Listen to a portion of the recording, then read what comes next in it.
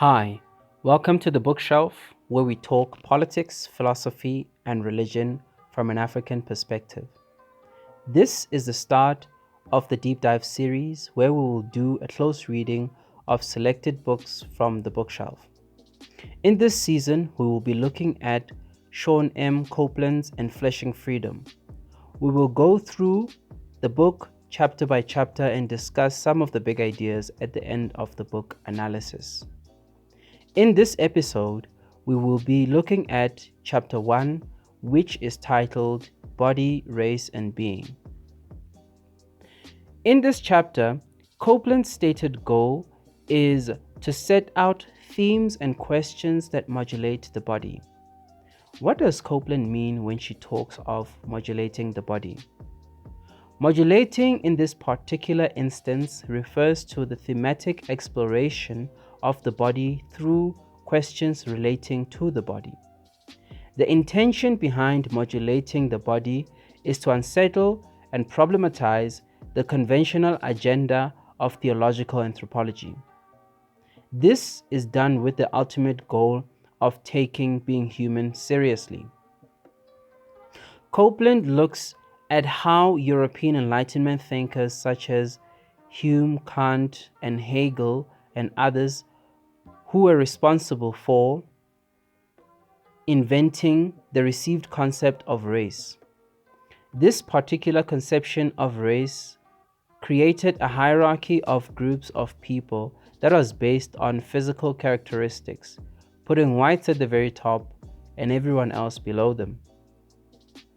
Sarah Bartman's story perfectly illustrates this point and further shows us the consequences of the practices that were informed by this concept of race.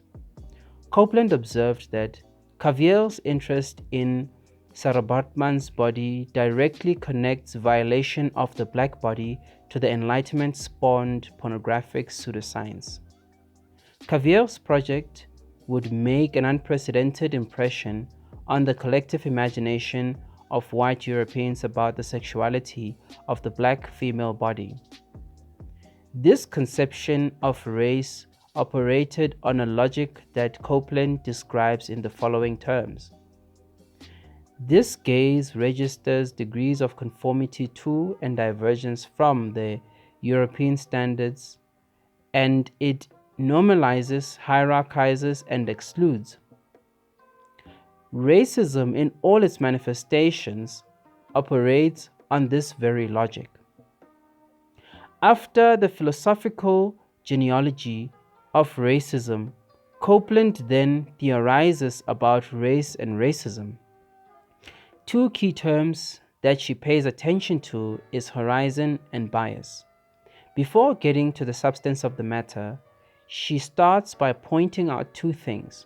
First, race is a social construct with no basis in biology. Second, the production of race comes from a complex process of articulation called habitus.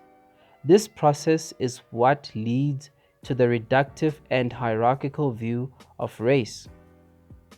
Copeland then defines horizon as the maximum field of vision from a determinate standpoint. Horizon, with respect to skin, creates a limited view of who falls into the category of the human and who doesn't. This is because bias functions as a limiter as to who can fall within one's horizon and who doesn't.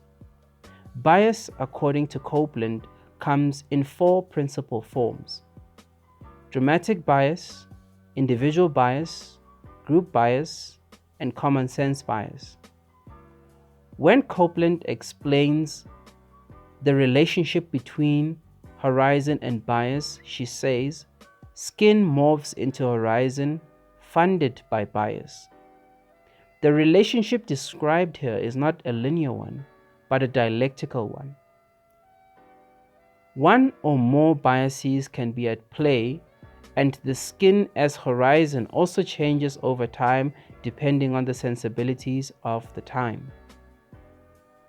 After theorizing on race and racism, Copeland then makes use of Fanon's phenomenological analysis to explore the extent of the damage racism causes to the black body.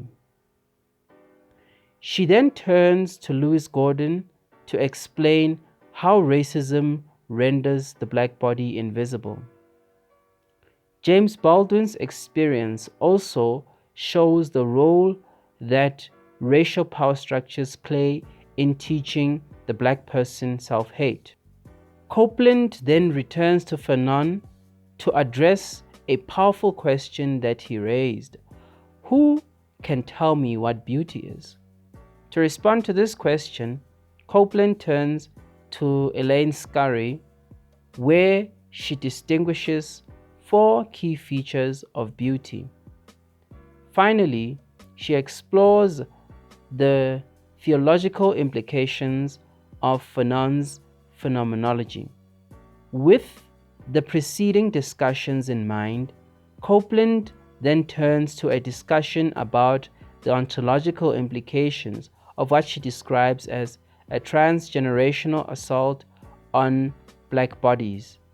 She alludes to Fanon's notion of the zone of non-being when she says blackness is thrown into the abyss of nothing. She further contests the dominant discourse on race that is mired in the conceptual era she terms conceptualism, the cognitive operation that the racist episteme uses. She briefly considers postmodernism as a possible solution. This consideration reveals that postmodernism has its pitfalls and an uncritical acceptance of it will lead to other problems. To develop this cautionary remark, she turns to bell Hooks' critique of postmodernism. Having done so, she then talks of the benefits that postmodernism presents if it is used in a struggle against the negation of blackness. She then summarizes the chapter by looking at other themes that she will explore in the rest of the book in her contribution to Black theological anthropology.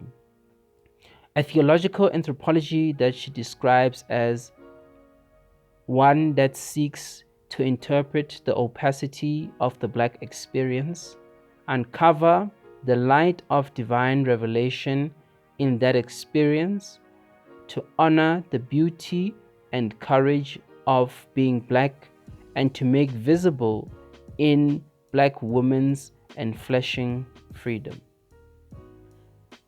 Please don't forget to like, share, subscribe, and comment.